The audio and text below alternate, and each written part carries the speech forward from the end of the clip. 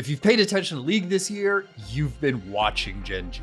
They are an absolutely terrifying team. Ruler trying to find the angle, bit of CC down on a faker, the flash forward, he goes golden, can they try to turn this one back? A multi-man push into the waiting arms of Guma. Guma free firing, but Chovy flashes forward, finds the CC, quick QSS, ulti out, the fight is so damn close. Ruler, one more bullet, into the ulti, and it might just be curtains for T1 because Gen G, what a fight, the quadra for Ruler. They're as close as any team has ever been to a perfect season. They did technically lose the newly added first split and didn't go to first stand, but they placed first in the equivalent of the spring split due to the LCK's unusual format this year, then won MSI, won the grand finals this summer, and are coming into Worlds as the odds-on favorites. They're coming from, I think, undoubtedly the strongest region in the world right now, so to go undefeated there is already ridiculous, and then to go international where the pressures I think are exponentially higher, and to play against teams that you're less familiar with, best players from every region in the world, and to not drop a series is just absolutely disgusting. But today, as Worlds is just getting started, I want to take a moment to talk about a different team, HLE. They're the team that Gen G beat in the LCK finals, but they're also the team that won that first split of the year and absolutely destroyed First Stand. And more specifically, I want to talk about Peanut. He is a fan favorite, one of the most beloved and storied junglers of all time, but it's been a few years since he was really at his mechanical peak. And Peanut has announced that he's going to retire to serve his mandatory military service at the end of this year. So Worlds 2025 is his last chance. This is one of the greatest junglers of all time, but he has never won Worlds. So can Peanut finally do it with this one last dance? Okay, so I want to talk a little bit about just how good this team was at the beginning of the year. Take a look at this game against T1 from the playoffs domestically earlier this year. T1 is absolutely smashing this game, and it looks like it's a foregone conclusion, but look at this. An absolutely perfect ult from Peanut. He gets all 5 in this sort of miracle engage. They clean up the fight, and just like that, HLE are 100% back in this game. T1 do end up winning this game. They're just a little bit too far ahead, but HLE cruise into game 5 with a big confidence boost, and they do end up taking the series 3-2 and winning the entire playoff bracket. Okay, and that takes us to First Stand, where HLE were honestly just clearly far and away the best team at the tournament. I just physically exhaust myself. That makes sense. And I can fall asleep. But right now, a lot of damage onto Targamas here, who's still only level 5. Tried to make the outplay flash, but Viper rears his fangs. He's ready for it. I think a lot of people remember Peanut's glory days as being like 2016, 2017. But this guy can absolutely still take over a game. And I think this game 3 against K-Corp from the grand finals is a great example of that. So we'll start things off with a little gank here onto Vladdy after they get the kill on the Sejuani with the stolen Sejuani ultimate. There's nothing super special here, but you can see Peanut playing around Zeka and his strength on this, classic comfort pick of the Zeka Silas. That's going to be important. Okay, and let's take a look at this moment. K-Corp are pushed what looks like a little bit too far up, but they know that Yike is pathing towards them on the Sejuani, so they manage to stay alive in this 2v2 skirmish long enough for Yike to come in. Viper dies, and at this point, it looks like K-Corp might have gotten a little consolation prize. But look at this instant reaction from HLE. Peanut was pathing down this whole time. Zeka TPs, and all of a sudden, this situation goes from a small win for the Europeans to an absolute 3-for-1 massacre. Peanut is so far ahead, but critically, look at Zeka. The guy is up 1.6k gold on his signature Silas, and from here, the game looks over, and it is over. HLE go on to absolutely clean up the series and take a tournament where they were head and shoulders the strongest team.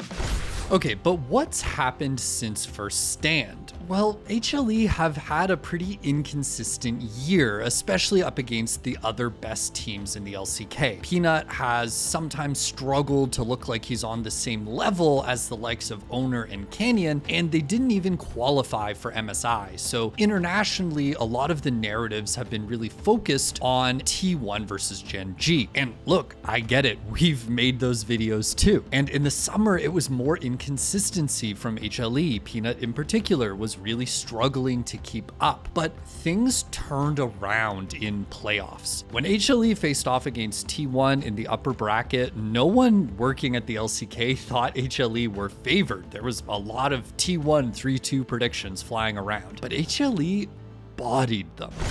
Peanut is going absolutely nuts from minute one. Look at this. He's just clicking Owner in his jungle while he's trying to clear his red buff. And take a look at the summoner spells. What actually happened here, if you watch the minimap, is Peanut flashed over this wall to get around this really common level 1 ward so that he would be in a absolutely insane position that there's no way Owner was ready for. Peanut is doing what Cuz did to Canyon, being a red level 1 and disrupting the enemy jungler. So here we are later in the game at this really sort of chaotic Atacon fight. Take a look at this moment. T1 are collapsing, Owner is here. It feels like maybe they've overforced on Atacon like we've seen so many teams do over the course of this year. Watch Peanut. He gets a perfect Poppy ultimate and knocks Owner away from the fight, guaranteeing the Otacon. There's no way for T1 to contest that smite. And from here, take a look at how he plays this fight. It's actually so clean. He is just consistently staying alive, staying glued to the priority targets on T1, proccing these Braum passive stuns, and T1 just actually don't really have the damage to clean up this fight. It ends up being an absolute disaster. HLE get considerably ahead, and more importantly, they get the Otacon. I also just want to take a second now to talk about Peanut's legacy and his place in the game. He's the last member of that legendary Rocks Tigers team to still be competing and playing professionally. And to this day, that is still my favorite roster of all time. You might have noticed this picture behind me is the kind of goofy framed image of the Tigers after they won their 2016 summer title with signatures underneath them that are totally fake. A long time ago, one of my colleagues, our producer and editor, Colton, got me this photo as a bit of a gag Secret Santa gift, and he had various members of the staff forge the signatures. Peanut's name is signed the letter P and then the word nut, which definitely should have been a clue, but I love it and have held on to it through moving offices, through moving homes, through the pandemic, because I think it's hilarious and it's just a memento of an era of League that I will always love. That Rocks Tigers team was just irresistible. And Peanut really embodies that. It's just impossible not to cheer for this guy. He's so passionate. He's always goofing around behind the scenes, and on stage, you'll see him really just locked in and laser focused in these big moments. But in this long career where he's achieved basically every single thing you can achieve in League of Legends, Peanut is still chasing that last big win, that Worlds title, which he has never won.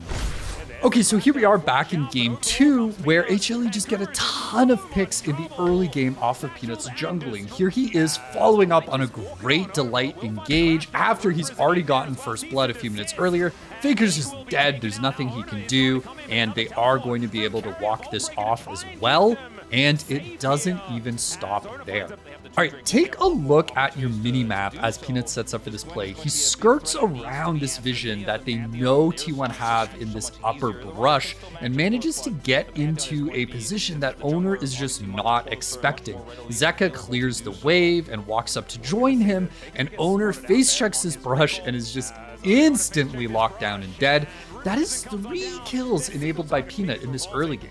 And it just keeps happening. Look at this, another 2v1 from Peanut and Zeka. This time Doran is dead. There's just nothing he can do. Peanut is now 3-0-1. He has absolutely dominated this early game, and it's not too hard for HLE to transition into the mid game and snowball from here. A little bit later, Faker ends up getting picked, and T1 try to force an Otacon while it looks like Peanut's heading for Dragon. It does not go well for them. We damage immediate flash out from the Rise as Delight finds the Magnus Storm under 3. Hostile takeover is only on the Metal Horse Pants Girl, and Doran, he has to flash away. This Otacon is now looking worse for wear, and Peanut is like, thank you very much for once again another leash. Game 3 is pretty different, actually. It's very back and forth and is extremely even through the early and mid game, and it comes down to a couple of basically pop-off team fights from especially Viper on his Smolder. But it is a 3-0 series, and Peanut had an absolutely monstrous performance.